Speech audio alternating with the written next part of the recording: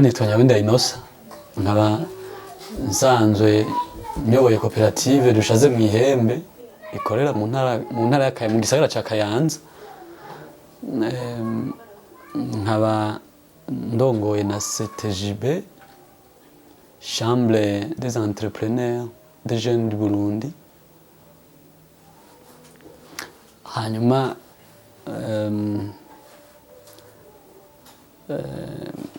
nkaba ndi umunyamwuga ahingura ibintu bivuye mu mahembe y'inka n'amagufa. Koperative DUSHAZEMWIHEMBE ihingura ibintu byinshi cyane, turageze ku bintu birenga nk'ijana modele z'ibintu bitandukanye. Ni byinshi cyane sinzi ko nodondaguramwo bikenya. Turahingura amasahani y'amasiniya yo kurirako nayo kudekora, turahingura n'amasahani ajya ameze nk'amasorore yo kurirako nayo kudekora, turahingura amapote clé, amaherena atandukanye, amabage, amabrasere, koriye, imfunguruzo zo kugurura amafana canke ivyeri.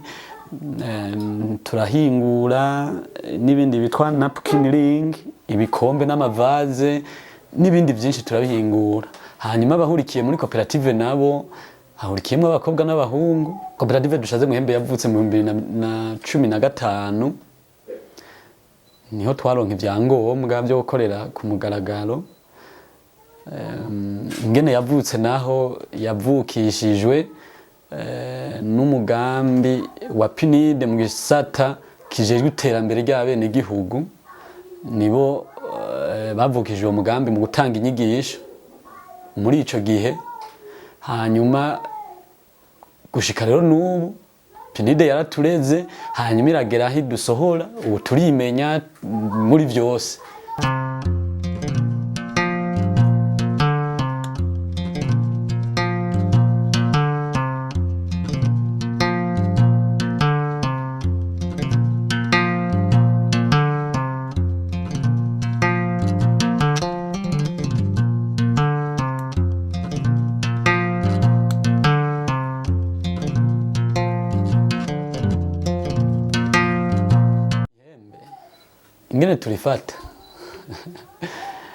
Ingene turifata Turihinguramwo turifata vraiment nk'ikintu ngirakamaro. Kurumva kiri mu bintu bidufitiye akamaro. Numvuga rero Ihembe turifata neza nk'ikintu ngirakamaro, kuko urumva turagihinguramo nk'ibintu byiza. Tumaze guhinguramo ibintu byiza, abantu nabo bagaca babishima, bagaca batugurira. Nkuko namwebwe mwabibonye ko ari byiza cyane, ngira ngo muzanoe no kugura. Ibyo duhingura birahumbirwa cyane, ushima binahurumbirwa tubirabira aho duherereye. Tukabirabira i Bujumbura, Gitega, Ngozi, Tanzania, Kenya, Uganda, u Rwanda. Aho hose mvuze nuko tuhadandariza. Ahandi hamwe turafise ibibanza. Hanyuma ahandi naho tukahadandariza tugiye mu exposition. Ababihurumbira nabo nibo mumbajije riti ni bande. Ni mice yose kuva kuvisa imyaka 15 kugeza kuri ya myaka ukwingana Imana yarahaye umuntu. Ehego vraiment babihurumbira mu bwo rugero. Ibyo dukora turatubitwara mu mahanishwa gurisha muri Kenya, Uganda, Tanzania, kiretse u Rwanda rwonyene rutarajamo. Ahandi hose turamaze kubijana. Turamaze no kuronka ubushimwe kuvyo duhingura mw'ihembe no mu magufa.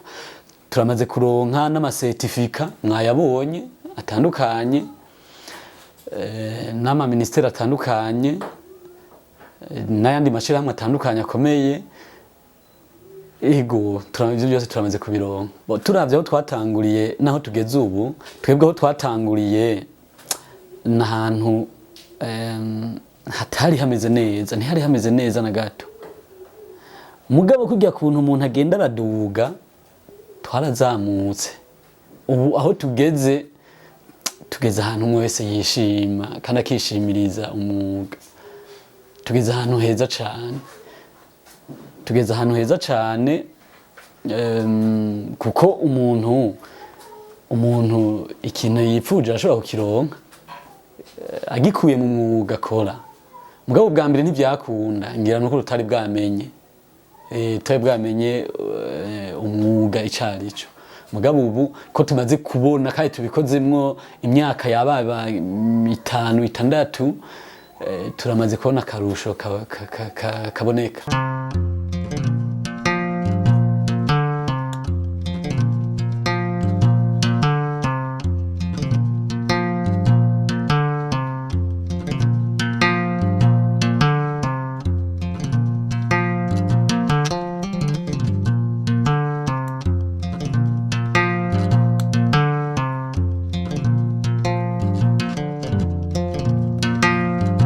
Gisata c'imyuga ingene ndakibona hobaho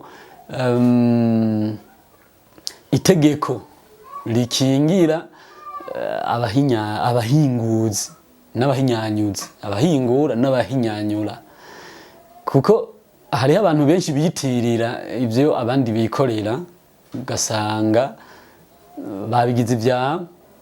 Nuvuga rero jewe ico mbona nuko vraiment hobaho itegeko rikingira abanyamyuga. Iryo tegeko rimaze kuhaja nta muntu azoba acitirira ngo ngo nivyo nije nabikoze, oya. Hanyuma leta nayo igaca ifasha wa muntu yabihingura kumenyekanisha nayo nuko kumutumira mu manama canke mu ma exposition nationale canke ntuzenya internationale gutyo. Ivyo biruko umunyamwuga azoba ariko aramenyekana kandi uzosanga nawe yishimira ubunyamwuga arimwo, akunguka ko gukorera muri koperative canke gukora umuntu giti ciwe. Jewe mbona yuko gukorera hamwe n'abandi arivyo bifise akunguka kanini cane, kuko kwikorana icambere nta mwimbu ugwira. Yego urakora umwe mugabo nta mwimbu ugwira. Ikindi nta bumenyi, nta kungurana ubumenyi biba birimwo. Ikindi ciyongereye ntumenyekana nkuko muri hamwe mwomenyekana. Nubwo rero gukorera hamwe icambere bigwiza umwimbu, kandi koperative canke abayirimwo baratera imbere kurusha umwe ku giti ciwe yirebanga. Ico tumaze gushika ko kubera duhurikiye hamwe ni ibintu bishika nka 5. Icambere turamaze gushika ku bumenyi bwisumbuye. Ica kabiri turamaze hariho abatunze imiryango kubera turi hamwe, amafaranga azira hamwe ari menshi. Hanyuma tugiye kuyagabura ugasanga twakuyemo ivyankenerwa bikeneye gukora mu bindi, ugasanga aja kwiye kubera yinjijwe mu mpande nyinshi, akazi ari menshi. Ahandi hari abamaze kwiteza imbere mu buryo butandukanye, haba mu byo kurima canke korora canke aho umuntu atuye yahora apanze ugasanga nk'akarorero nkapanze. Ikindi kubera turi hamwe turamaze kumenyekana nk'ishirahamwe, rimenyekana nk'ishirahamwe mugabo urumva tuba twateye intambwe. Muri rusange ni ivyo. Koperative DUSHAZEMWIHEMBE muri kazoza yibona yuko izobigeze kure cane, kure internationale ngira ego. Niko tubona mu mbono za koperative gutera imbere mu burimyi n'ubworozi, kuko ntiduhingura vyonyene. Apart yo guhingura hari izindi activite duca dukora zijanye n'uburimyi n'ubworozi. Nukuvuga rero dufatanije guhingura n'izo activite zindi tuyibona yuko tuzoba tugeze ahantu kure. Haba mu by'ubutunzi bwa koperative canke bw'umuryango. Iyo umunyamwuga ateye imbere n'igihugu kiba kigize, n'igihugu kiba